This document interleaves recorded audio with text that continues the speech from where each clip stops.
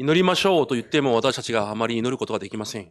기도합시다라고 해도 별로 우리들이 기도할 수가 없습니다. 人の言葉は人を変えることはできません。 사람의 말은 사람을 바꿀 수가 없습니다. またいくら立派なかっこいい言葉であってもそれが人間を変えることはできません。 그리고 아무리 훌륭한 말이라도 그것이 그 말이 사람을 바꿀 수가 없습니다.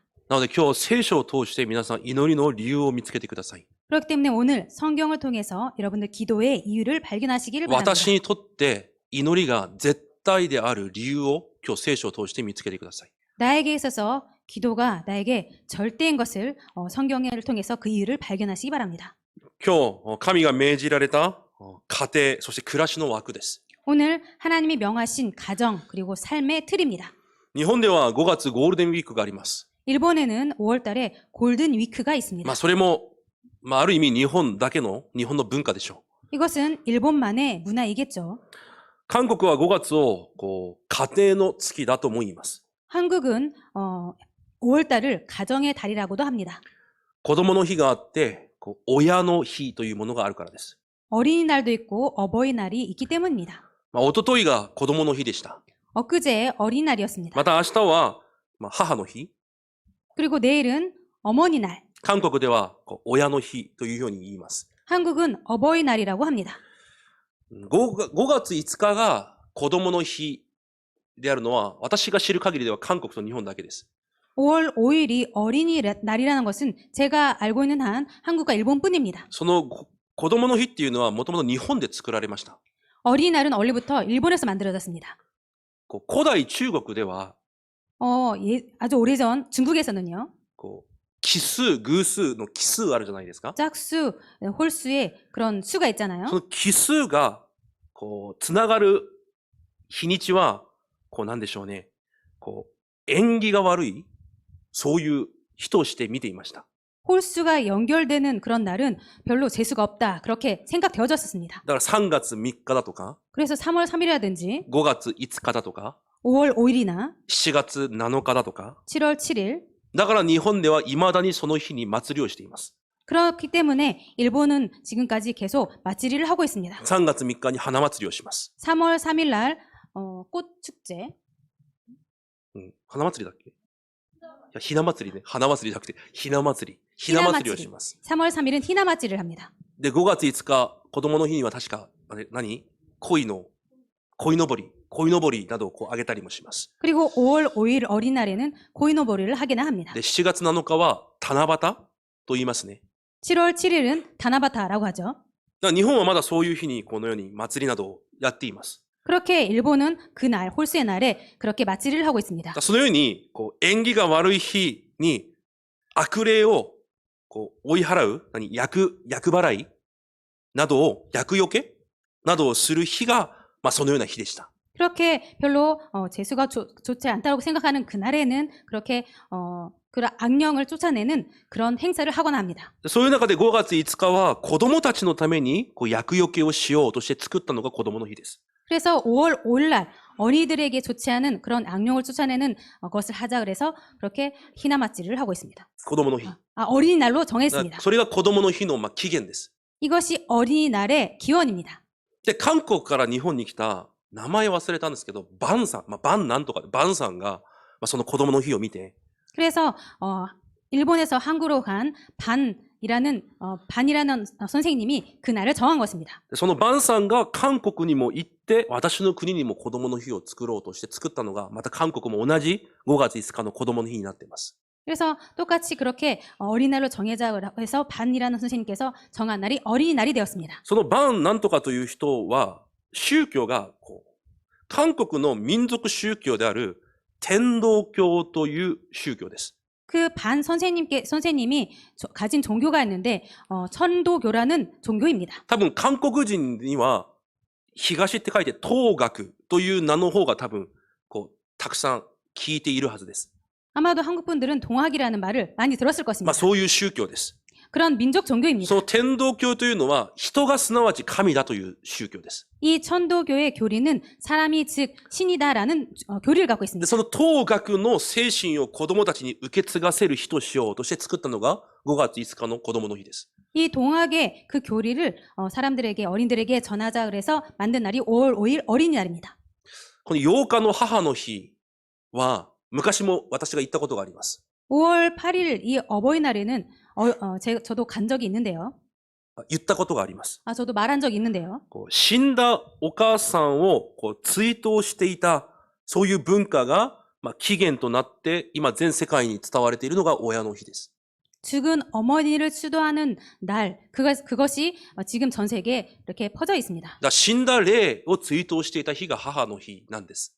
죽은 어머니의 영을 추도한 날이 어머니 날이 だ 되었습니다. から実際世の文化って、それほど霊肉にいいものではありません。 그렇기 때문에 그 정도로 세상의 문화라는 것이 영육으로 좋은 것만은 아닙니다. もちろんそういう日を通して私たちが楽しむことも重要です。 물론 그런 날을 통해서 우리들이 즐기는 것도 좋습니다. でも本当に重要なことがあります。 그런데 정말로 중요한 것이 있습니다. 神は私たちの家庭に何を重要視されているのか、 하나님께서는 우리들의 가정에 무엇을 중요시 생각하시는가? 何を強調されているのか、 무엇을 강조하고 계시는가? その内容をすべて逃して、ただ楽しむことは間違いです。 그것 중요한 것을 놓고 그냥 즐거워하는 것은 틀린 것입니다. 今日の本文には神が定められた神の祭りについて説明をします。 오늘 본문에는 하나님께서 정하신 하나님의 절기가 나옵니다. 代表的な3つの祭りが杉越祭、七週の祭り、そして収穫祭です。 이 그 중에서 중요한 세 가지 절기가 6월절과 그리고 초실절과 七절절、 칠칠절과 収 그리고 穫祭、수장절。 수장절입니다. 今私たちもそれを復活祭として守っていて、 그래서 우리들이 그것을 부활절로 지키고 また麦秋祭として守っていて、 맥주절로 지키고 また収穫感謝祭として守っています。 그리고 추수감사절로 지키고 있습니다. この代表的な3つの祭りを含めて、 중요한 이 세 절기를 포함해서 神は1年に7回の祭りを守りなさいとイスラエルの民に命じられました。 하나님께서 1년 동안 이 7대 절기를 지키라고 하나님께서 이스라엘 백성들에게 명령하셨습니다. まず今日この7代の祭りについて少し、勉強は必要ないんですが勉強してみましょう。 이 7대 절기에 대해서 공부는 필요 없습니다만 같이 알아보도록 하겠습니다. この7代の祭りはキリストの救いの私益を説明しています。 이 7대 절기는 그리스도의 구원 사역을 설명하고 있습니다. まず一つ目、杉越祭。 첫 번째 6월절입니다. 血を塗った日、エジプトから出てきたことを記念する日です。 피를 발라서 애굽에서 해방된 날을 기념하고 す 있습니다. なわちこの日はキリストの十字架を象徴しています。 즉 이 날은 그리스도의 십자가를 상징하고 そ 있습니다. して二つ目、種なしパンの祭りです。 그리고 두 번째 무교절입니다. イースト、パン種がないパンを食べます。 이 이스터가 없는 누룩이 없는 그 빵을 먹습니다. キリストの苦難とその本質を私のものにする時間です。 그리스도의 고난과 그리스도의 본질을 내 것으로 삼는 날입니다. キリストの十字架の死を実際私とつなげてキリストと交わる時間を象徴しているのがこの祭りです。 그리스도의 죽음을 나와 연결시켜서 누리는 날입니다. そして3番目が初炎祭りです。 그리고 세 번째가 초실절입니다. この種なしパンの祭りが終わった次の日、 이 무교절이 끝난 그 다음 날, 最初に収穫した穀物を神に捧げます。 첫 수확한 그 열매를 하나님께 드립니다. イスラエルで一番最初に収穫できる穀物は麦です。 이스라엘에서 처음으로 수확할 수 있는 것은 보리입니다. なのでこの麦の一番最初の発音を主に捧げるのがこの祭りです。 그래서 그 보리 첫 열매 수확한 것을 하나님께 드리는 날입니다. これは復活の初穂となられるキリストを象徴しています。 이것은 부활의 첫 열매가 되신 그리스도를 だから 상징합니다. キリストが復活されたように、 그리스도께서 부활하신 것처럼 私たちも復活の力を持って生きているということを象徴しています。 우리들도 부활의 능력을 갖고 살아가고 있음을 상징하는 날입니다. それから50日が過ぎた後、 그리고 나서 50일이 지나고 나서 五巡節というこの7週の祭りがやってきます。 오순절이라는 그 절기가 옵니다. 7週の祭り。 7, 7절이 옵니다.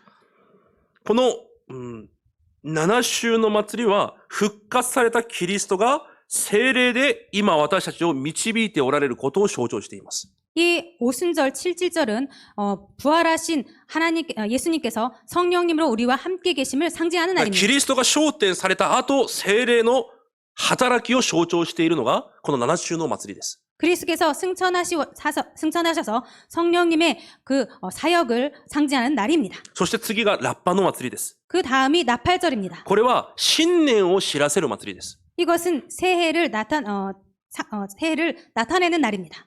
西暦では1月1日が新年です。 서기로는 1월 1일이 새해입니다. でイスラエルのカレンダーでは私たちの9月が彼らの1月です。 그런데 이스라엘의 카렌다는 우리들의 9월달이 그들의 1월달이 だ 됩니다. から9月6日になると、このラッパの祭りを通して1年が始まったことを知らせます。 그래서 9월 6일이 되면은 이 나팔절을 통해서 새해가 시작됨을 알립니다. このラッパはキリストが再びこの地に再臨なさるとき、 이 나팔절은 그리스도께서 다시 재림하셨을 때 私たちも天国での暮らしが新しく始まることを象徴しています。 우리들도 천국에서 새로운 삶이 시작됨을 で 나타냅니다. キリストの再臨を象徴しています。 그리스도의 재림을 나타냅니다. そして6つ目が大贖罪日です。 그리고 6번째가 대속죄일입니다.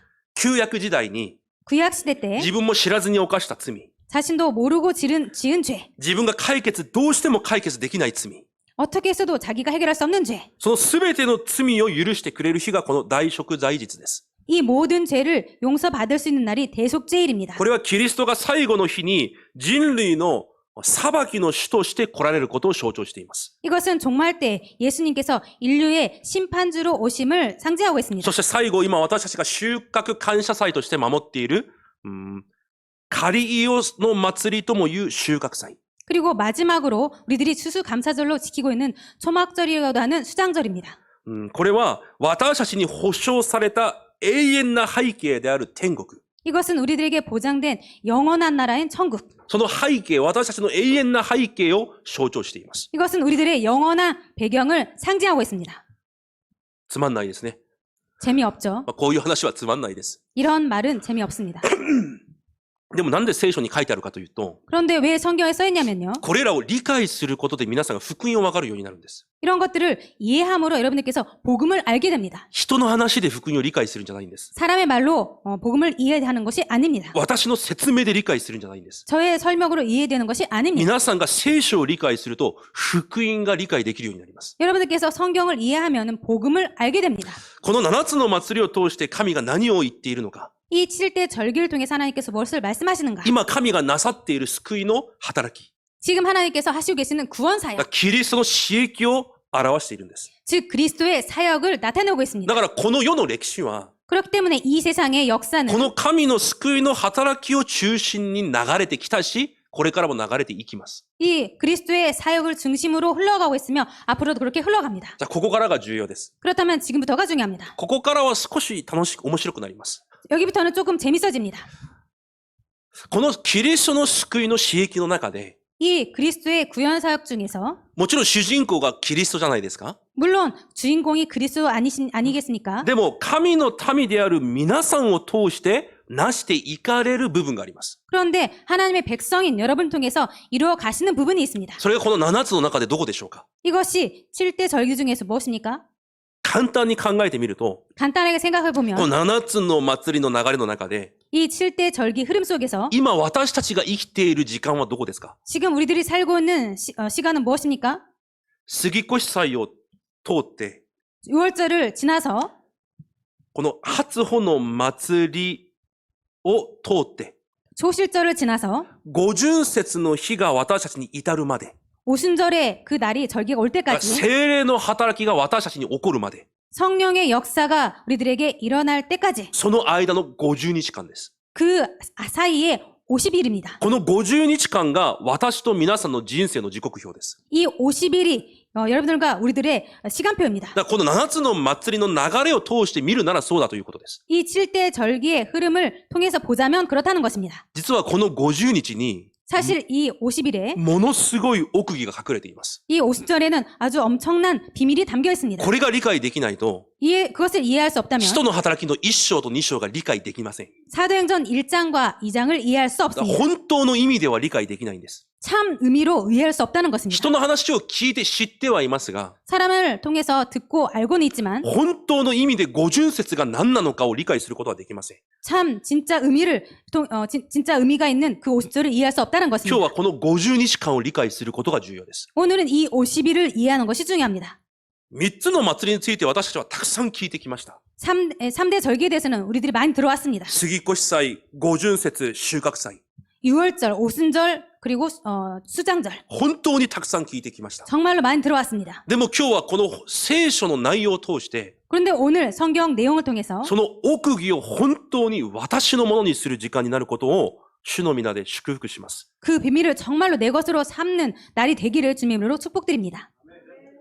この収穫祭はすでに私たちに保証された天国という背景です。 이 수장절은 우리들의 진짜로 보장된 그 천국을 말합니다. そしてこの杉越祭の秘密はすでに神が恵みで与えられた祝福です。 그리고 이 유월절의 비밀은 이미 하나님께서 우리들에게 주신 것을 나타냅니다. だから本当に重要なのはその後から五巡節の働きが起こるまでの50日間です。 그렇기 때문에 정말로 중요한 것은 나중에 온 그 오순절까지의 그 사이가 정말 だ 중요하다는 から 것입니다. 私たちが救われた後から 그것은 우리들이 구원받고 나서 皆さんが救われた以降から 여러분들께서 구원받고 그 実際 다음부터 皆さんに聖霊の働きが起こるまでの時刻表 실제로 여러분들에게 성령의 역사가 일어날 그때까지 その時間が本当に重要なんです。 그 시간이 정말로 중요합니다. 今日これを理解するためにもう少し詳しく見ていきましょ 오늘 이것을 이해하기 위해서 조금 더 구체적으로 보겠습니다. う。この7つの祭りの中で 이 7대 절기 속에서 最初の杉越祭から 첫 6월절부터 3番目の初穂の祭りまでは 초실절까지 実は一つにつながってます。 사실 하나로 연결되어 있습니다. 今日本文で読んだように 오늘 본문으로 읽은 것처럼 杉越祭が終わった次の日から種なしパンの祭りが始まります。 6월절이 끝난 그 다음 날부터 무교절이 시작됩니다. 6日間を種なしパンの祭りとして守ります。 6일 동안 무교절로 지킵니다. そしてその次の日は安息の日であるから主の前で礼拝を捧げなさいと言われます。 그리고 그 다음 날은 안식일이기 때문에 주님 앞에서 예배를 드리라고 하십니다. その安息の日の次の日を初穂の祭りとして守ります。 그 안식일 그 다음 날을 초실절로 지킵니다. すなわち、キリストの救い、 즉 그리스도의 구원 また私とキリストの連合、 그리고 그리스도와 나와의 연합 そしてキリストの復活と私に与えられた復活の力、 그리고 그리스도의 부활과 나에게 주신 부활의 능력 これは私たちの状態とは関係なく、 이런 것들은 우리들의 상태와 상황과 상관없이 神の恵みによって 하나님의 은혜로 말미암아 信仰を通して私たちに与えられた部分なんです。 믿음을 통해서 우리들에게 주어진 だ 부분입니다. から私の状況とは関係なく、 그래서 우리들의 상황과 상관없이 私たちの過去、現在、未来は全て完成した祝福を神が与えられたんです。 우리들의 과거, 현재, 미래 스베테 완성된 상태로 우리들에게 주어진 것입니다. しかし、その後に皆さんに必ず必要な時刻表があります。 그런데 그 다음에 여러분들에게 반드시 필요한 시간표가 있습니다. それが皆さんに起こるべき聖霊の働きです。 그것이 여러분들에게 일어나야 될 성령의 す 역사입니다. なわち、五巡節の日が必ず皆さんに来なければいけません。 즉 오순절의 날이 여러분들에게 반드시 오지 않으면 안 되는 聖霊の 것입니다. 働き、 성령님의 역사, 聖霊の答え、 성령님의 응답, 聖霊の力が必ず皆さんに来なければいけないんです。 성령의 능력이 여러분들에게 반드시 오지 않으면 안 됩니다. しかし、その五巡節の日までの中には、 그런데 이 오순절까지의 그 날 사이는 49日間という皆さんの時間があります。 49일이라는 여러분들의 시간이 있습니다. 救いの力と祝福を得るときは、神が一方的に与えられます。 구원의 그 은혜와 그 응답은 하나님께서 일방적으로 で 주셨습니다. も聖霊のその力が皆さんに与えられるまでには、 그런데 성령의 능력이 여러분들에게 주어지기까지는 この49日間という皆さんの時間があるんです。 49일이라는 여러분들의 시간이 있습니다. この中に皆さんが必ず回復しなければいけない暮らしの枠が隠されています。 이 안에 여러분들께서 반드시 확립해야 될 삶이 있습니다. その枠、暮らしの枠が隠されています。 그 삶의 틀이 감춰져 있습니다. じゃあその枠が何なのか。 그 틀이 무엇인가? この49日間持っているべき暮らしの枠。이 49일 동안 갖고 있어야 될 삶의 틀. 言い換えると、私が生きていく中、必ず持っていなければいけない暮らしの枠。 말을 바꿔서 우리들이 살아가면서 반드시 갖고 있어야 될 삶의 틀. もう少し簡単に言うと、精霊の働きが本当に私のものになるために、私がしなければいけないこと。 말을 바꾸면 성령의 역사가 정말 나에게 있기 위해서 우리들이 해야 될 것. それをまた聖書を通して確認します。 이것을 또 성경을 통해서 확인하겠습니다. 実はこの49日間は、 사실 이 49일은 五巡節を借り入れの祭りだと言っているくらい、 이 오순절을 매추절이라고 말할 정도로 50日後には、ものすごい穀物を借り入れしなければいけない時刻表なんです。 이 오순절 그 다음 날은 아주 엄청난 양을 수확해야 됩니다. だからこの49日間は、実はこの穀物を収穫できるかできないかを決定する時間がこの49日間なんです。 그렇기 때문에 이 49일을 통해서 그 엄청난 수확을 다 거둘 수 있는가 없는가가 달려있는 것입니다. だから五巡節になったら収穫をするじゃないんです。 그래서 오순절이 되면은 수확을 하는 것이 아닙니다. この49日間どのように流れてきたかによって収穫があるかないかが決まるんです。 이 49일을 어떻게 흘러왔는가에 따라서 그것을 수확할 수 있는가 없는가가 결정됩니다. 簡単に説明するために聖書1箇所読みます。 간단하게 설명하기 위해서 성경 한 구절 읽겠습니다. 第一サムエル12章です。 사무엘상 12장입니다.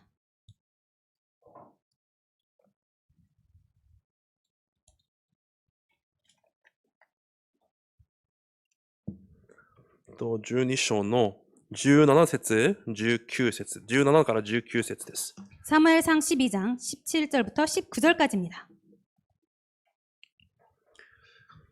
一緒に読んでみましょう。購読します。17、18、19を購読したいと思います。 17, 18, 19 교독하시겠습니다. 今は小麦の借り入れの時ではないか、主が雷と雨を下されるようにと、私は主を呼び求める。あなた方には王を求めることで、主の目の前に犯した悪が大きかったことを認めて心に留めなさい。 이에 사무엘이 여호와께 아뢰매 여호와께서 그날에 우레와 비를 보내시니 모든 백성이 여호와와 사무엘을 크게 두려워하니라. 19節一緒に読みます。民は皆サムエルに言った。私たちが死なないように、しもべどものためにあなたの神主に祈ってください。私たちは王を求めることによって、私たちのあらゆる罪の上に悪を加えてしまったからです。アメン。少しおかしくないですか？ 이상하지 않나요? イスラエルの民が私たちにも王をくださいと言ったんです。 이스라엘 백성들이 우리들에게도 왕을 주세요라고 말했습니다. 神が信じられないから。 하나님을 믿을 수 없어서 目に見える王をください。 눈에 보이는 왕을 주세요. 神にはそれが不信仰だった。 그런데 하나님께서는 그것이 불신앙이었습니다. だから神がイスラエルの民の土地に雨を降らせると言います。 그래서 하나님께서 이스라엘 백성들의 그 땅에 비를 내리신다고 하셨습니다. で、雨が降りました。 그래서 비가 왔습니다. そうしたらイスラエルの民が何と言いますか？ 그랬더니 이스라엘 백성들이 뭐라고 했습니까? 私たちが死なないようにしてください。 우리들이 안 죽게 해주세요. 雨が降るからって死にますか？ 비가 온다고 해서 죽습니까? じゃあなんで雨が降っているのに彼らは死ぬと言ったんでしょうか？ 그런데 왜 비가 온다고 해서 그들이 죽는다고 했습니까? この理由について説明します。 이것에 대해서 그 이유를 설명하겠습니다. イスラエルは大きく3つの農業で生きていきます。 이스라엘은 크게 세 가지 농업을 하고 합니다. パンのための小麦、 빵을 위한 보리, 밀、 밀, そして油のためのオリーブ、 그리고 기름을 위한 올리브, そして飲み物のためのブドウです。 그리고 마실 포도입니다. だからこのパンと油と飲み物のために必ず収穫しなければいけないものがこの3つです。 그래서 빵과 올리브와 마실 것을 위해서 반드시 해야 될 이 세 가지 농사입니다. 彼らにはこの3つが財産であって、 그래서 그들에게는 이 세 가지가 재산이며 職業であって食べ物です。 직업이며 그리고 먹을 것입니다. この3つの農業がこの49日間集中的に行われます。 이 새 농사가 49일 동안 집중적으로 행해집니다. だからその49日間という期間の中で、 그래서 이 49일이라는 기간 동안 いつ雨が降って、 언제 비가 내리며 いつ風が吹かなければいけないのかがとても重要です。 언제 바람이 부는가가 아주 중요합니다. 必ず雨が降らなければいけない時間があって、 반드시 비가 내려야 되는 시간이 있고 絶対に雨が降ってはいけない期間もあります。 그리고 절대로 비가 내서는 안 되는 기간도 있습니다. でもそれは人間の力でどうすることもできません。 그런데 이것은 인간의 힘으로는 어떻게 할 수가 없습니다. この3つの収穫をもう切に願っても、 이 세 가지 수확을 아주 절실히 원해도 これが欲しい、あれが欲しいと人間が切に狙って努力をしても、 이것이 필요해, 저것이 필요해 하고 생각해서 절실히 그렇게 노력해도 人間の力で、 인간의 능력으로, 人間の努力で、 인간의 노력으로, 人間の知識で絶対できない部分が、 인간의 지수로 절대로 할 수 없는 것이 この49日間です。 이 49일간입니다. この49日間、雨がどのように降るのか、 이 49일 동안 비가 어떻게 내리는지, 風が北から吹くのか、南から吹くのか、 바람이 북쪽에서 오는가, 남쪽에서 오는가, 雨が最初ら辺に降るのか、後で降るのか、 비가 처음에 내리는가, 나중에 これに 내리는가. よって彼らに1年間の食料ができるかできないのか、 이것으로 말미암아서 1년 동안 식량이 생기는가 안 생기는가, 子供たちが育つのか育たないのか、 자녀들이 자라는가 못 자라는가. その全てがこの49日間に決まるんです。 이 모든 것이 이 49일 동안 결정됩니다. だから絶対雨が降っちゃいけない時に神が雨を降らしたことによって、 그래서 절대로 비가 내리면 안 되는 이때 하나님께서 비를 내리심으로 彼らが私たちを死なせないようにしてくださいと言ったんです。 우리들을 죽지 않게 해주세요라고 했던 것입니다. だからその期間がどれほど重要なのか。 그래서 이 기간이 얼마나 중요한가. 自分の力ではどうすることもできない時間。 자신들의 힘으로는 어떻게 할 수 없는 그런 것. いくら努力をしても絶対ダメな時間。 아무리 노력해도 절대로 할 수 없는 것. 私にできる全てのことをしても絶対不可能である時間。 우리들이 갖고 있는 모든 것을 동원해서도 절대로 할 수 없는 것. それがこの49日間なんです。 이것이 이 49일간인 것입니다. だから神がその49日間に対してこのような約束をされます。 그렇기 때문에 하나님께서 이 49일간에 대해서 이렇게 약속하십니다. それが私たちが何週間前に見た新明記11章です。 이것이 우리들이 몇 주 전에 봤던 신명기 11장입니다. 新明記11章、戻って見てみましょう。 신명기 11장으로 돌아서 확인하도록 하겠습니다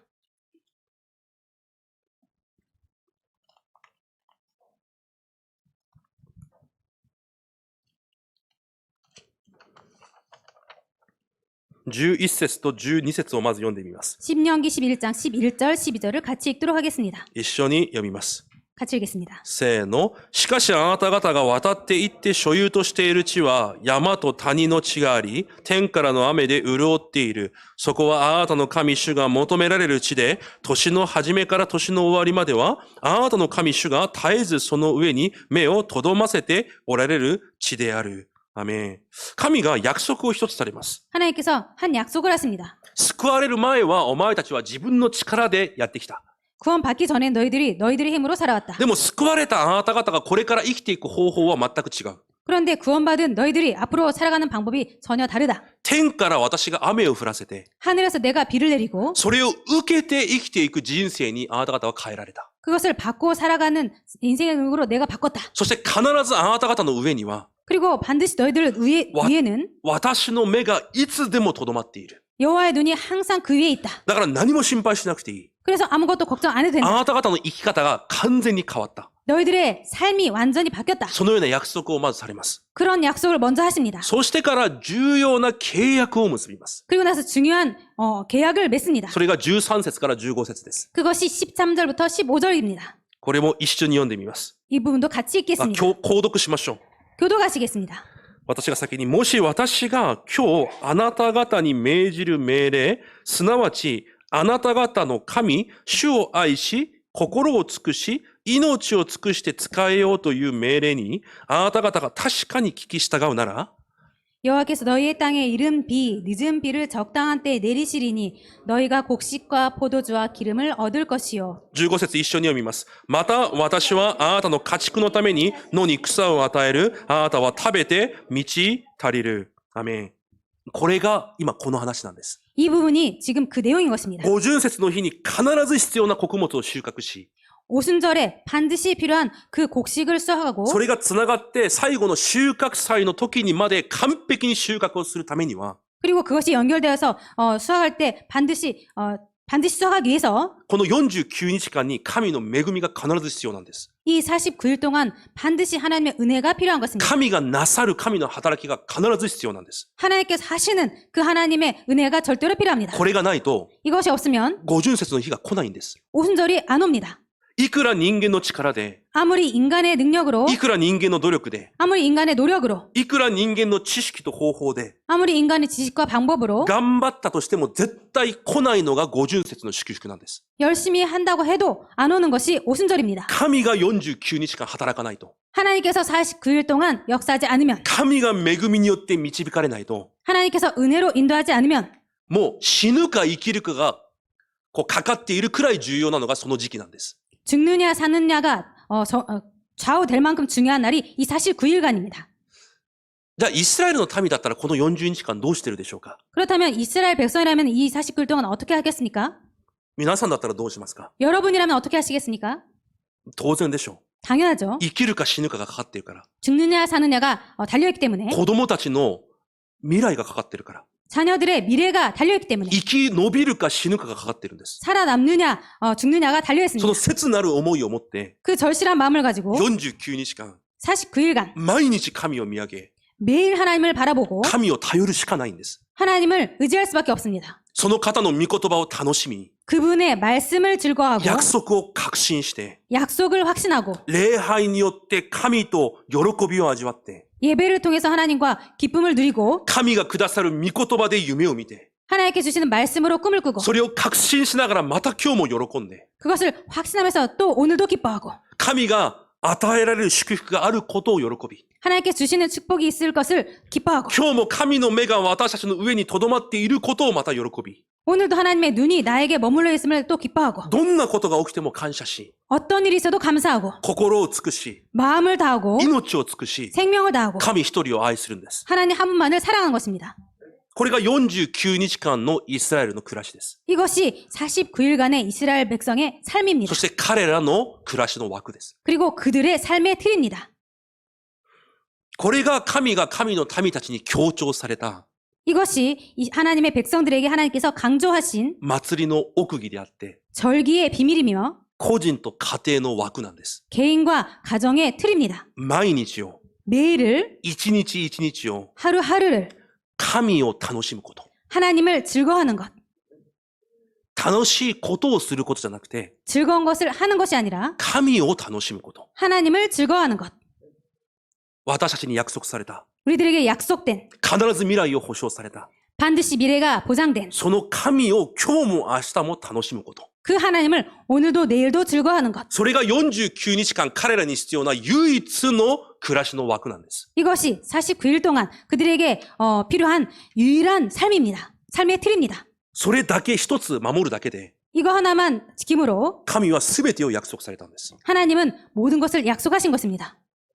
どのような瞬間でもイスラエルの民は、 어떤 순간이라도 이스라엘 백성들은 だとしたら神を愛し、 그렇다면은 하나님을 사랑하고 神との交わりを楽しむ家庭にならなければいけないんです。 하나님과의 교제를 즐거워하는 가정이 되어야 됩니다. 暮らしそのものが神との交わりを楽しむ暮らしにならなければいけないんです。 삶 그 자체가 하나님을 즐거워하는 삶이 되어야 됩니다. 彼らは知ってたでしょ 그들은 알았을 것입니다. う。でも、カナンという新しい文化の中に入ります。 그런데 가나안이라는 새로운 문화에 들어갑니다. 世の文化の中で新しく生活を始めます。 세상 문화 속으로 들어가서 새롭게 살아갑니다. 一番最初に何が起きたかわかりますか？ 가장 처음 무엇이 일어난지 아십니까? 四式2章一番最初に、 사사기 2장 가장 첫 부분에 彼らがバールという神を信じます。 그들이 바알이라는 신을 섬깁니다. じゃあ神を信じなかったんですか？ 그럼 하나님을 안 믿지 않았던 いや、彼ら 것입니까? は礼拝もしてました。 아니요, 그들은 예배를 でも 드렸습니다. 49日間、バールという神を信じます。 그런데 49일 동안 바알이라는 신을 섬겼습니다. なぜかわかりますか？ 왜인지 아십니까? このバールという神は農業の神なんです。 이 바알이라는 신은 농사의 신입니다.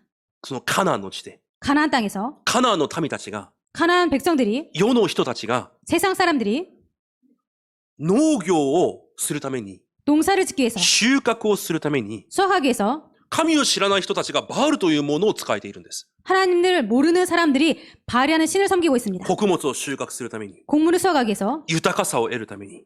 그리고 풍요로움을 얻기 위해서 イスラエルの民の目では、 이스라엘 백성들의 눈으로는 彼らがとても豊かに生きているように見えます。 그들이 아주 풍족하게 사는 것처럼 보입니다. カナンの地、探偵じゃない、偵察兵が入った時に、ブドウがめちゃくちゃ大きかったじゃないですか。 가나안 땅으로 정탐꾼들이 들어갔을 때 포도가 아주 크지 않았습니까? もう人の体くらい大きかったでしょ 사람의 키만큼 크지 않았습니까? 今、神の民って農業を初めてやるんです。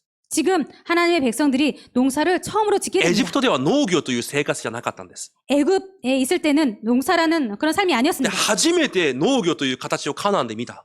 그래서 처음으로 농사라는 것을 보게 된 것입니다. こんなでかいブドウがあるんだ。 이렇게 큰 포도가 있구나. 彼らは一体農業をどのようにしているんだ。 도대체 그들은 농사를 어떻게 짓는가? 見てみるとバールという神を仕えているんです。 봐봤더니 발이라는 신을 섬기고 있었습니다. あれが方法なんだ。 아, 저것이 방법이구나. そのバールを使えることが、 그 바알을 섬기는 것이 世の文化と同じようにすることが、 세상 방법으로 똑같이 하는 것이 世の人をやっていることと同じことをすることが、 세상 사람들이 하는 것처럼 똑같이 하는 것이 イスラエルの民の暮らしの枠となり、 이스라엘 백성들의 삶의 틀이 되었고 家庭の枠となっていきます。 가정의 틀이 되었습니다. 삶의 틀이 되었습니다. 毎日毎日神を楽しむことじゃなくて、 매일매일 하나님을 즐거워하는 것이 아니라 毎日毎日礼拝を通して神から力を得ることじゃなくて、 매일매일 예배를 드림으로 하나님에게서 힘을 받는 것이 아니라 その方を楽しむことじゃなくて、 그분을 즐거워하는 것이 아니라 世の人たちの基準が、 세상 사람들의 기준이 世の人たちの楽しみが、 세상 사람들의 즐거움이 世の人たちの文化が、 세상 사람들의 문화가 世の人たちの方法が、 세상 사람들의 방법이 その暮らしが 그 삶이 家庭の枠になってしまったんです。 가정의 틀이 되었습니다. これが実はこういう聖書の話なんです。 사실 이것이 이런 내용의 성경입니다. 今日私たちも同じです。 오늘날 우리들도 똑같습니다. 杉越祭と五巡節の間、 6월절과 오순절의 그 사이 カルバリの丘とオリーブ、そしてマルコの屋上の間という契約の間。 カルボリ。 갈보리와 그리고 감람산과 그리고 마가다락뱅의 그 사이. 実は私たちも今その間の49日という人生を生きています。 사실 우리들도 이 49일이라는 인생을 살고 있습니다. 救われた私たちが 구원받은 우리들이 キリストの証人となる。 그리스도의 증인이 되어서 その間で私たちも収穫というものを見上げながら生きていっているんです。 그 사이에서 우리들도 추수를 바라보며 살고 있습니다. その約束がそのまま成就された一つ目の一番最初の教会が初代教会です。 그 약속이 그대로 성취된 곳이 첫 번째 교회가 こ 초대교회입니다. の旧約のすべての契約の流れを 이 구약의 모든 흐름을 使徒の働きで一番最初に見せてるんです。 사도행전 처음에서 가장 처음으로 보이고 있습니다. 神の子供はこうやって答えられるんだよ。 하나님의 자녀는 이렇게 응답받는 것이다. 神の子供はこうやって生きていくんだよ。 하나님의 자녀는 이렇게 살아가는 것이다. 旧約で言い続けてきた 구약에서 계속 その 말했던 全体の流れを 그 전체 흐름을 使徒の働き一番最初で神が見せられたんです。 사도행전 가장 첫 부분에 하나님께서 보여주신 것입니다. 復活を目撃した500人以上の人。 부활절을 목격한 500명 이상의 사람들.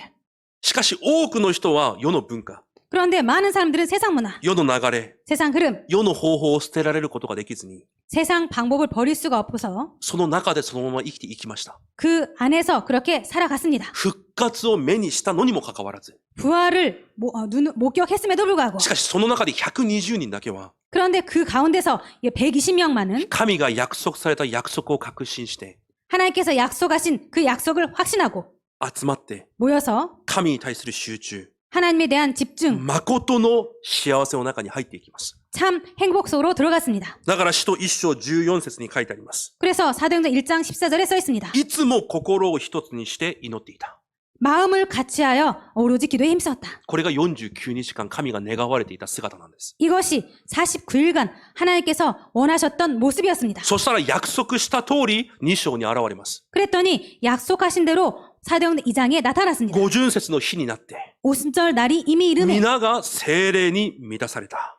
그들이 다 성령의 충만함을 받고 このように約束の成就として建てられた一番最初の教会が初代教会なんです。 이렇게 그 언약 성취로 세워진 교회가 초대교회입니다. だから彼らの暮らしについて聖書はこのように説明します。 그래서 그들의 삶에 대해서 성경이 이렇게 말하고 있습니다. 使徒2章46節です。 사도행전 2장 46절입니다. 毎日心を一つにして宮に集まり、 날마다 마음을 같이하여 성전에 모였다. 家でも喜びと真心を持って神を仕えていた。 그들이 집에서 기쁨과 순전 마음으로 모였다. だから、旧約のこの神の約束の流れが、そのまま成就された姿が、使徒の働き1章2章なんです。 그렇기 때문에 성경에서 약속한 그대로 그 말씀이 성취된 곳이 사도행전 1장 2장입니다. その約束通り成就されることで、 그 약속대로 성취되므로 2章以降何が起こりますか？ 2장 이후에 어떤 일이 일어납니까? 御言葉が現場に成就され、 말씀이 현장에 성취되고 3000弟子が起き上がり、 3천 제자가 일어나고 5000弟子が起き上がり、 5천 제자가 일어나고 すべての人々が主の前に立ちます。 모든 사람들이 하나님 앞에 서게 됩니다. 現場を変え、 현장을 地 바꾸고 域を変え、 지역을 바꾸고 国までも変わります。 나라까지도 바꿉니다. それが教会であり、 이것이 교회이며 それが皆さんの人生だということです。 이것이 여러분들의 인생이라는 것입니다. これを流れと言うんです。 이것을 흐름이라고 합니다. 聖書いろんなとこ見ながら一つ一つ学ぶことが重要なんじゃなくて、 성경을 통해서 여러 군데를 그렇게 보는 것이 중요한 것이 아니라 重要な流れを見つけなければいけないんです。 중요한 흐름을 발견하지만 하지 않으면 안 そ 됩니다. の流れは今私たちにも流れています。 이 흐름은 지금 우리에게도 흐르고 있습니다. だとしたら皆さんも同じようにキリストの証人となるために 그렇다면 여러분도 똑같이 그리스도의 증인 되기 위해서 しなければいけないことがあるんです。 하지 않으면 안 될 것이 있습니다. 使徒一章の話は単純に10日間祈ったら聖霊が来て答えられた今こういう話じゃないんです。 사도행전 1장이 열흘 동안 기도했더니 성령께서 역사에서 역사가 일어났다 이런 말이 아니라 旧約の時代から神が約束し続けてきたその救いの流れ。 구약 때부터 하나님께서 계속 말씀하신 그 구원의 사역 その救いの流れを本当に握った者たちがどのように答えられたのか。 그 구원의 흐름을 붙잡은 자들에게 정말 어떤 일이 일어났는가? 最初の教会のモデルとして建てられた初代教会が受けた答え。 첫 그 교회의 모델인 초대교회가 붙잡은 그 약속을 통해서 일어난 일. 最初の弟子たちが握ったその答え。 그리고 첫 제자들이 붙잡은 응답. それを握った私たちがどのように変わっていくのか。 그것을 붙잡은 우리들이 어떻게 바뀌어 가는가? 聖書は今その話をしているんです。 성경은 지금 그 말을 하고 있는 것입니다. だから皆さんこの流れを絶対忘れちゃいけません。 그래서 여러분들 이 흐름을 절대로 놓쳐서는 안 今 되겠습니다. 日説教内容つまんないかもしれません。 오늘 설교 내용이 재미없을지 모릅니다. 理解できなかった方もいるかもしれません。 이해할 수 없는 분이 계실지 모릅니다. でも本当に重要なことです。 정말로 중요한 부분입니다. いくら頑張っても答えは来ません。 아무리 열심히 해도 응답은 안 옵니다. 皆さんがいくら努力しても聖霊の働き起こりません。 여러분들께서 아무리 노력해도 성령 역사 안 옵니다. なぜ？ 왜입니까? 神が与えられた唯一の約束は一つです。 하나님께서 약속하신 유일한 응답은 한 가지입니다. 毎日24時間、 매일 24시간 主を楽しみ、 주를 즐거워하며 主と共に歩み、 주와 함께 걷고 祈りで神に集中すること。 기도로 하나님께 집중하는 것. その方法しかないんです。 그 방법밖에 없습니다. これが本当に皆さんにぶつかる、そのような今日一日となることを主の皆で祝福します。 이것이 정말 여러분들에게 부닥쳐 오는 그런 오늘 하루 되기를 주매로 축복드립니다. 初代使徒の働き1章2章は、これがモデルなんだよというものを見せてるんです。 그래서 사도행전 1장, 2장은 이것이 모델이라라는 것을 보여주고 있습니다. 君たちがすることは契約に集中すること。 너희들이 할 것은 언약에 집중하는 것. 初代教会が復活後49日間していたように、 초대 교회 사람들이 부활 후에 49일 동안 했던 것처럼 契約に集中し、 언약에 집중하고 キリストと共に楽しみ、 그리스도와 함께 즐거워하며 その約束を握って祈りで幸せを味わっていたように、 그 약속을 붙잡고 기도로 행복을 누렸던 것처럼 そしたら約束通り聖霊の働きが起きたように、 그렇게 했더니 약속대로 성령의 역사가 일어났던 것처럼 それが同じようにあなた方にも起こらなければいけないんだよ。 이것이 너희들에게 똑같이 일어나야 된다. そこに集中しなければいけないんだよ。 거기에 집중해야 된다. 聖書はそれを言っているんです。 성경은 그것을 말하고 있습니다.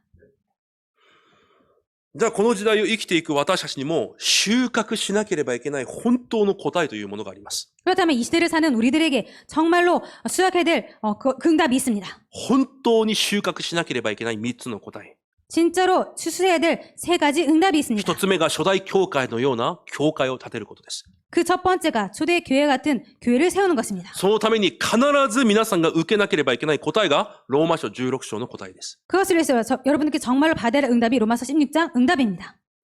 奉仕者、 일꾼, 支援者、 보호자, 道路者、 동역자, 家主。 식주인. これは皆さんの努力でできるものじゃないんです。 이것은 여러분들의 노력으로 되는 것이 아닙니다. 神が与えられる恵み、 하나님께 주시는 은혜, 導きというその雨、 인도라는 그 비, その雨を受けてのみ可能な答えがこの答えなんです。 그 비를 받아야만이 받을 수 있는 응답입니다. じゃあ皆さんの49日間の暮らしはどのようでならなければいけないんですか？ 그렇다면 여러분들의 49일은 어떻게 돼야 되겠습니까? 答えが出てくるはずです。 답이 나올 것입니다. 二つ目の収穫すべき答え。 두 번째로 추수해야 될 응답, それが現場です。 그것이 현장입니다. ルカ10章2節にイエス様がこのように言われます。 누가복음 10장 2절에 예수님께서 이렇게 말씀하십니다. 収穫は多いが働き手が少ない。 추수할 것은 많되 일꾼이 적다. この収穫という表現を新約に来て、神は伝道だと言われます。 이 추수에 대해서 하나님께서 신학에 들어와서 전도라고 だ 하십니다. から私たちの本当の収穫は伝道です。 그래서 우리들의 참 추수는 전도입니다. じゃあこの伝道の実を結ぶために、 그렇다면 이 전도의 열매를 맺기 위해서 今私たちの暮らしの姿じゃダメなんです。 지금 우리들의 삶이 안 된다는 것입니다. 今私たちの暮らしの枠じゃ伝道の実を結べないんです。 지금 우리들의 삶의 틀로는 전도의 열매를 맺을 수 없습니다. だから私たちの暮らしを更新しなければいけないんです。 그래서 우리들의 삶을 갱신하지 않으면 안 됩니다. 初代教会のように。 초대 교회처럼 本当に集中しなければいけないこと。 정말로 집중하지 않으면 안 될 것. 神を楽しむこと。 하나님을 즐거워하는 것. 毎日毎日神を楽しむこと。 매일 하나님을 즐거워하는 것. そして3番目の収穫しなければいけない答え。 세 번째로 추수해야 될 응답. それが後代です。 그것이 후대입니다. 第2テモテ1章5節にパウロが言います。 디모데후서 1장 5절에 바울이 말하고 있습니다. その信仰は最初祖父ロイスと母ユニケの中に宿っていたものだった。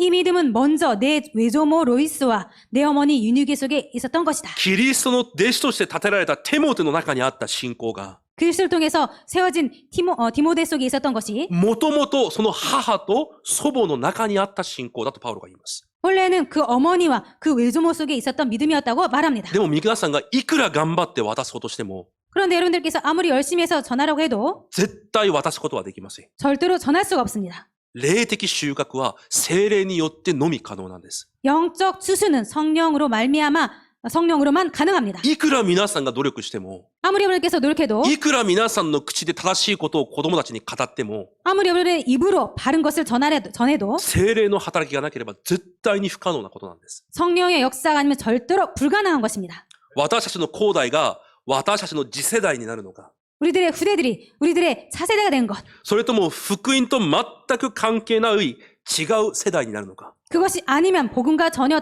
상관없는 다른 세대가 되는가. それは今49日間を生きている皆さんの暮らしにあるんです。 그것이 지금 여러분들께 살고 계시는 이 49일간에 달려 있습니다. 何に集中すべきなのか。 무엇에 집중해야 되는가. じゃあ皆さんの暮らしをどのように更新すべきですか？ 그렇다면 여러분들의 삶을 어떻게 갱신해야 もう 되겠습니까? 答えは出てるでしょ 답은 나오지 う。 않았습니까? 24時間起きているすべてのこと。 24시간 일어나는 모든 것. すべてのことですよ。 모든 것입니다. 教会だけじゃなくて、 교회뿐만 아니라 特別な問題だけじゃなくて、 특별한 문제뿐만 아니라 すべてのことの中で、 모든 것 속에서 神を愛し、 하나님을 사랑하고 心を尽くし、 마음을 다하고 命を尽くし、 뜻을 다하여 その神を楽しむことです。 그 하나님을 즐거워하는 것입니다. 神を信じて、 하나님을 믿고 確信し、 확신하고 その愛に確信し、 그 사랑에 そ 확신하고 の恵みをしたい、 그 은혜를 사모하고 共に歩んでいる人生を味わい、 함께 동행하는 그 인생을 하나님을 사랑하고 その交わりだけが必要なんです。 그 교제만이 필요합니다. だから一つ目、神を楽しむ礼拝の暮らし。 그렇기 때문에 첫 번째 하나님을 즐거워하는 예배의 삶. 神を楽しむ礼拝の暮らしです。 하나님을 즐거워하는 예배의 宗 삶입니다. 教的な礼拝じゃなくて、 종교적인 예배가 아니라 神を楽しむこと。 하나님을 즐거워하는 것. 人間の霊は何を食べて生きるかわかりますか？ 인간의 영이 무엇을 먹고 사는지 압니까? 言葉です。 말입니다. でもその言葉には2種類があります。 그런데 그 말에는 두 종류가 있습니다.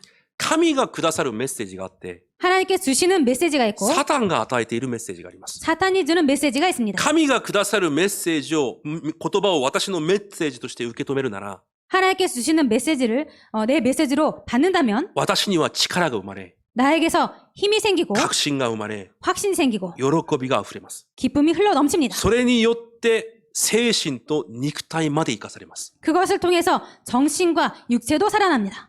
でもサタンも絶えず皆さんにメッセージを投げています。 그런데 사탄도 끊임없이 여러분들에게 메시지를 던집니다. すべてを用いて、 모든 것을 통해서 御言葉以外のすべてのことを用いて、 말씀 외의 모든 것을 통해서 皆さんにメッセージを投げています。 여러분들에게 메시지를 던지고 있습니다. もし神の言葉じゃなくて、 만약에 하나의 말씀이 サ 아니고 タンの言葉がメッセージとして入ってくると、 사탄의 말이 메시지로 들어온다면 皆さんの中にある負というものがどんどん大きくなっていきます。 여러분들 안에 있는 그 불이라는 것이 계속 커져갑니다. 不信仰、 불신앙, 不満、 불만, 不平。 불평 どんどん大きくなっていきます。 계속 커져갑니다. 結局それらが皆さんの精神と肉体をどんどん病気にさせます。 결국 그것이 여러분들의 정신과 여러분들의 몸을 병들어가게 だ 합니다. から皆さんの暮らしには必ず礼拝がなければいけないんです。 그래서 여러분들의 삶에는 반드시 예배라는 것이 없어서는 안 됩니다. いくら強調してもおかしくないのでまた強調します。 아무리 몇 번이나 강조해도 이상하지 않기 때문에 또 礼 강조하겠습니다. 拝の祝福を私が暮らしの中でどれくらい味わっているのか。 예배의 축복을 우리들의 삶에 얼마만큼 누리고 있는가? それが皆さんの未来を変えることができる唯一の鍵です。 이것이 여러분들의 미래를 바꿀 수 있는 유일한 열쇠입니다. 唯一です。 유일입니다. 今皆さんが思っていることが皆さんの未来を作るんじゃないんです。 지금 여러분들께 생각하고 있는 것이 여러분들의 미래를 만드는 것이 아닙니다. 今皆さんが望んでいることが皆さんの未来を作るんじゃないんです。 지금 여러분들께서 원하고 계시는 것이 여러분들의 미래를 만들어가는 것이 아닙니다. 皆さんの未来は礼拝を通してどれくらい神を味わっているのか。 여러분들의 미래는 예배를 통해서 얼마만큼 하나님을 누리는가? 皆さんの暮らしの中にどれほどその時間があるのか。 여러분들의 삶 속에 그것이 얼마만큼 있는가? それが唯一の鍵です。 이것이 유일한 키입니다. だから私たちには礼拝を通してから毎日朝、昼、夜、神に集中する時間が必要なんです。 그럴 때 우리들은 매일 그 하나님을 통해서 아침, 점심, 저녁 집중이 필요합니다. 三位一体の神に集中し、 성삼위 하나님과 하나님께 집중하고 神の契約に集中する。 하나님의 언약에 その 집중하는 祈りが私の暮らしにセッティングされなければいけないんです。 그 기도가 우리들의 삶에 세팅되어야 됩니다. セッティングです。 세팅입니다. 宿題のようにするんじゃなくて、 축제처럼 하는 것이 아니라 仕事のようにするんじゃなくて、 일처럼 하는 것이 아니라 私の暮らしそのものにならなければいけないんです。 내 삶 그 자체가 되지 않으면 안 됩니다. 朝神の力を私のものとして受け入れ、 아침에 하나님의 능력, 힘을 내 것으로 삼고 昼間は心配したり、 점심 때는 걱정하고 計算したり、 계산하고 葛藤したり、 갈등하고 考えたりするんじゃなくて、 생각하거나 하는 것이 아니라 すべてのことにおいて神を確信して、 모든 것에 있어서 하나님을 확신하고 その神と共にそれを楽しみ、 그것을 하나님과 함께 그것을 즐거워하고 神を喜ぶんです。 하나님을 기뻐하는 것입니다. 夜は葛藤で終わるんじゃなくて、 밤에는 갈등으로 끝나는 것이 아니라 神のメッセージで全てのことに答えを下ろして終えるんです。 하나님의 메시지로 모든 것을 다 끝내고 하루를 마칩니다. これが仕事じゃなくて、 이것은 일이 아니라 暮らしそのものにならなければいけないんです。 삶 그 자체가 되지 않으면 안 됩니다. そうしてこそ24時間起こる全てのことに対して、 그렇게 해야지만이 24시간 일어난 모든 것에 대해서 with インマヌエルワンネスを味わうことができる暮らしになるんです。 with 임마누엘 원네스를 누리는 삶이 되는 것입니다. 全てのことにおいてです。 모든 것에서입니다. 皆さん本当に全てのことにおいてこれを味わってますか？ 여러분들 정말로 모든 것에 있어서 이것을 누리고 계십니까? 全てのことにおいてです。 모든 것에서. 皆さんが昨日悩んだことにおいても、 여러분들께서 어제 고민했던 것도 一昨日心配したことに対しても、 엊그제 걱정한 것에 대해서 先週計算したことに対しても、 지난주에 계산했던 것에도 本当はこの with インマヌエルワンネスを味わっていなければいけないんです。 사실은 with 임마누엘 원네스를 그것에서도 누리지 않으면 안 되는 でも 것입니다. 礼拝がなく、 그런데 예배가 없고 祈りが成り立たないから、 기도가 안 되어지기 때문에 起こる全てのことにおいて、 일어난 모든 것에 대해서 with インマヌエルワンネスを味わうんじゃなくて、 with 임마누엘 원네스를 누리는 것이 아니라 葛藤や計算や考えでいっぱいなんです。 갈등과 계산과 생각으로 가득한 것입니다. 神の御言葉に集中できないから、 하나님의 말씀에 집중하지 못하기 때문에 全ての状況が皆さんのもどかしさになるんです。 모든 상황이 여러분들을 답답하게 합니다. こういう話皆さん聞いたことないですか？ 이런 말 들은 적 없습니까? 私も一回本で読んだことあるんですけど、 저도 한번 책으로 본 적이 있는데요. ある民が自分の国の王に訪ねていきました。 어떤 백성이 자신의 왕을 찾아갔습니다. 今私の状況がこうです。 지금 저의 상황이 이렇습니다. 私の環境がこうです。 저의 환경이 이렇습니다. あれこれそういう不満を王に言ったんです。 여러 가지를 왕에게 자신의 불만을 そした 말했습니다. らその王がその民にこのように命令します。 그랬더니 그 왕이 그 백성에게 이렇게 今 명령했습니다. 私が飲んでいるこのブドウ酒のこのグラスをあげるから、 지금 내가 마시고 있는 이 포도 잔을 너에게 줄 테니까 これを一滴も垂れることないように城を一周してきなさい。이 포도주를 한 방울도 떨어뜨리지 말고 성을 한 바퀴 돌고 와라. もし一滴でもこぼれるんであればあなたは死ぬ。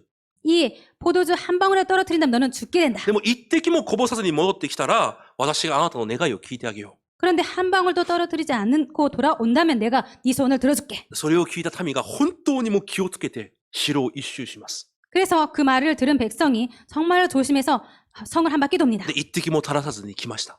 그래서 한 방울 떨어지지 않고 その 돌아왔습니다. 時王がこのように聞きます。 그때 왕이 이렇게 묻습니다. 一周する時周りでどんなことが起きてた？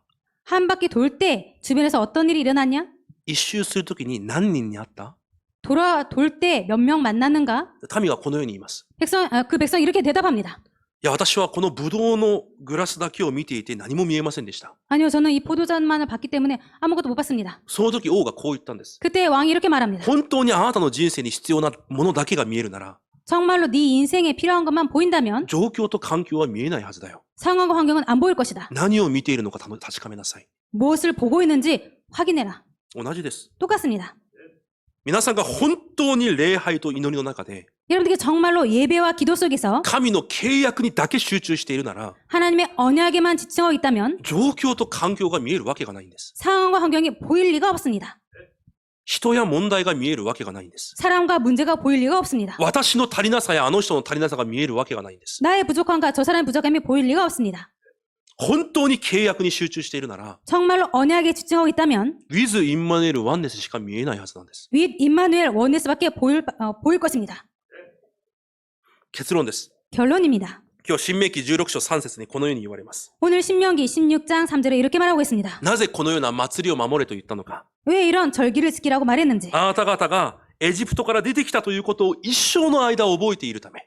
내 평생에 항상 내가 애굽 땅에서 나온 날을 기억하게 하기 위해서 皆さんが24時間起こるすべての瞬間瞬間、 여러분들께서 24시간 일어나는 모든 순간순간 絶対忘れちゃいけないことがあるんです。 절대로 잊어서는 안 될 것이 す 있습니다. べての瞬間です。 모든 순간입니다. 起こるすべてのことに対してです。 일어나는 모든 것에 대해서입니다. 皆さんが誰なのかを忘れちゃいけません。 여러분들께서 누구인지를 잊어서는 안 됩니다. そして何を待っているのかを忘れちゃいけないんです。 그리고 무엇을 기다리고 있는지를 잊어서는 안 되겠습니다. そしてそれらはどのように得ることができるのかを忘れちゃいけません。 그리고 그런 것들은 어떻게 얻는 것인지 잊어서는 안 되겠습니다. 今日、両親と教師たちの集まりの時にもこのようなことを言いました。 오늘 교사들과 부모 모임 때도 이렇게 말했습니다. 韓国には、못났다という単語があります。 한국에서는 못나다라는 단어가 있습니다. お前本当に못났다。 아, 너 정말 못났어. 私は本当に못났다。 아, 나는 정말 못났어. それは本当にもう情けない。こういう意味です。 이거 정말 한심하다 이런 뜻입니다. 見た目が良くない。 볼품이 없다. 醜い。 보기 싫다. 本当情けないという意味です。 아, 정말로 한심하다 그런 뜻입니다. 皆さんが人生を熱心に生きるのはいいことです。 여러분들께서 인생을 열심히 사는 것은 좋은 것입니다. でも皆さんは情けない姿で生きちゃいけません。 그런데 여러분들 한심한 모습으로 살아서는 안 되겠습니다. 神の視線で醜い姿で生きちゃいけないんです。 하나님의 시선으로 보기 안 좋은 모습으로 살아서는 안 되겠습니다. 私が誰なのか、 내가 누구인지, 何のために生きているのか、 무엇을 위해 살아가는지, 何をしなければいけないのか、 무엇을 해야 되는지, それを忘れた醜い人生になっちゃいけないんです。 그것을 잊고 보기 안 좋은 모습으로 살아서는 안 됩니다. 難しい話だったかもしれません。 어려운 말씀이었는지도 모르겠습니다. でも皆さんの人生の本当の奥義を発見する一週間になることを主の皆で祝福します。 그렇지만 여러분들 인생에 참 중요한 비밀을 발견하는 일주일이 되기를 원합니다. お祈りします。 기도하겠습니다. 神様感謝します。 하나님 감사드립니다. 神が私たちに命じられた暮らしの枠があります。 하나님께서 저희들에게 명령하신 삶의 틀이 있습니다. しかし私たちはその枠を忘れ、 그런데 저희들은 그것을 잊어버리고 世を楽しみ、 세상을 즐거워하고 状況と環境に集中し、 상황과 환경에 집중하고 不満と不信仰の中で生きています。 불안과 불신앙 속에서 살고 있습니다. 今日私たちに新しい恵みを与えられ、 오늘 저희들에게 새로운 은혜를 주시사 神が聖書で言われ続けてきたその流れが 하나님께서 성경에서 계속 말씀하신 그 흐름이 私の流れとなり、 우리들의 흐름이 되고 新しい24時が始まる日となるように祝福してください。 새로운 24의 날이 시작되기를 원합니다. イエス・キリストの皆によって感謝し、お祈りいたします。 예수 그리스도의 이름으로 감사드리며 기도드립니다. 아멘. 아멘.